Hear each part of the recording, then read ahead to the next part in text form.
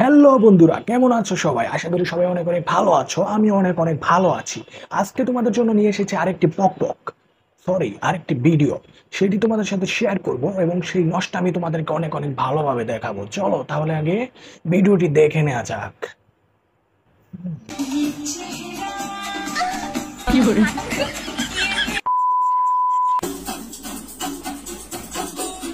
চলো।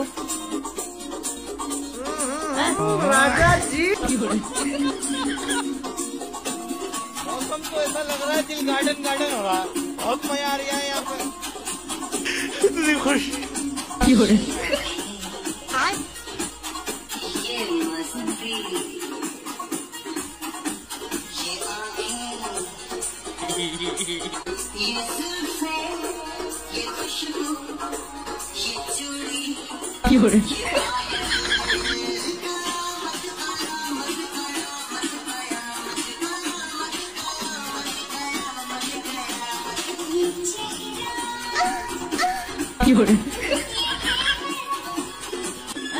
ये क्या हो गया?